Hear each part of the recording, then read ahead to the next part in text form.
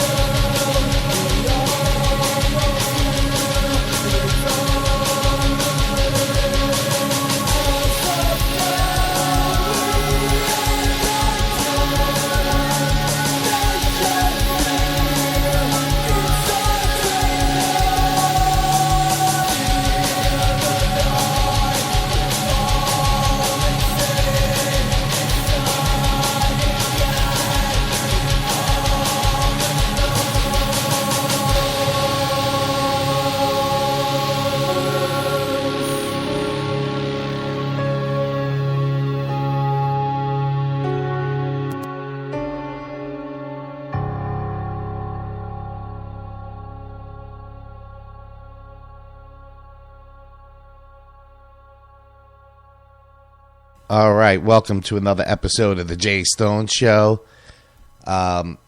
You can always catch me on GraniteCoastEntertainment.com, MaximumThreshold.net, and what you heard right there was Words Beyond Time by the Isolated Antagonist, and I happen to have Glenn on the phone. And welcome to the show, Glenn. How are you?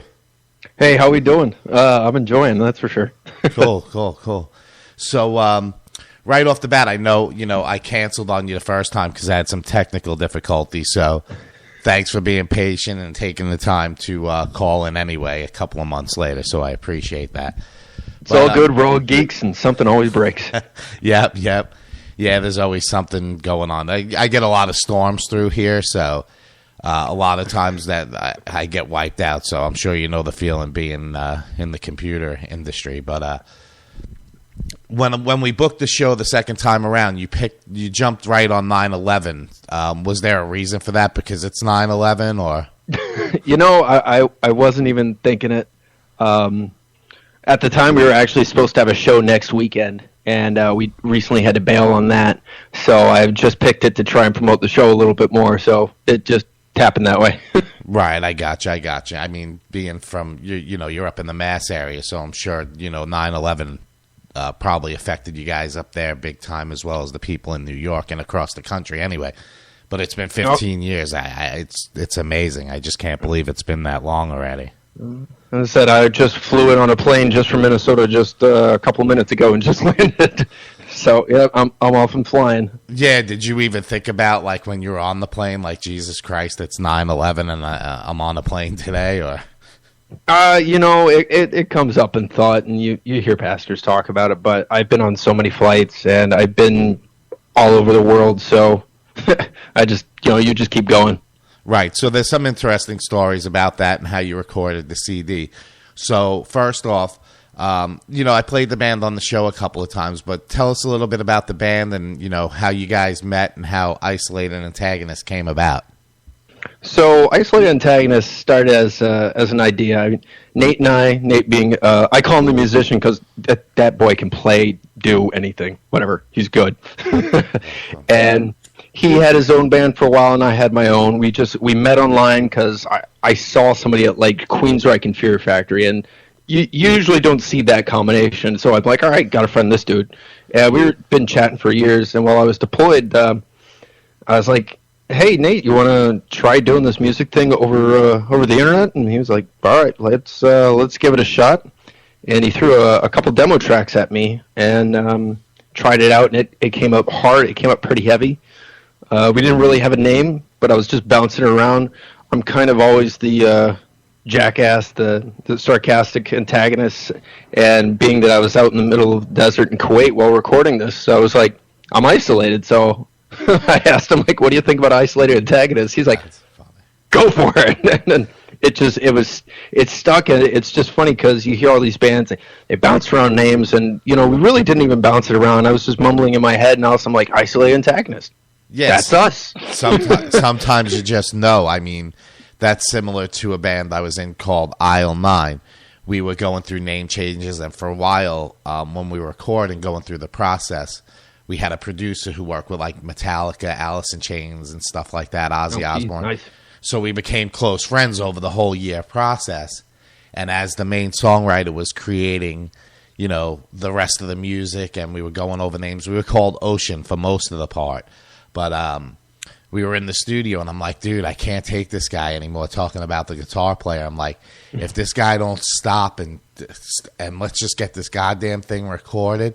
The name of the supermarket was Pathmark in New York. I don't know if you guys had him up in Boston. But, no. I said, this guy's going to be found dead in aisle 9 in Pathmark. And we just looked at each other, and we were like, fuck, that's the name, aisle 9. We just dropped the A off, and come to find out, we had a few fans that were police officers, and they told us when they do the lockup thing where they put your guns, if you get arrested with a gun, is called aisle 9. So it wasn't part of the story, but eventually that, became part of it with the police force being fans and shit. So it's interesting how names come about, and you know when it's perfect. So yeah, so we laid down 3 tracks. They were really darker industrial. We're talking like old school Godflesh and early demo Fear Factory style. So and really focused on a lot of internal stuff that I thought. Did a couple. One of the songs was about PTSD. Another song was how I hate and loathe Snowden and Manning with a passion, leaking everything. And then another one was also about just government monitoring. So it started there. Then Nate threw me the song and says, "Make this one about aliens." And I'm like, shit. I don't know how to write cool metal about aliens. It's not me. So I started listening to it and it had this nice little X-Files vibe to it. So I'm like, all right, work with this. And I decided to write about what if we had to leave the planet because it was dying. And that spawned a whole story, and we turned the first album into a story about the end of the world caused by us by creating a hive-minded disease that takes over the planet. So that's what the whole first album was about, and that was the Isolated and the Antagonist. The Isolated being the last man on Earth, and the antagonist being the disease that was attacking. And then we get into the album, which I'm sure you were brought in on, which is Affirmation of Entropy, and that's actually a continuation of that story. Wow, that's cool. I mean, just from going from something that you almost seemed that you couldn't do turned into a whole album, right? So, I mean, it took you out of your element, but you created something.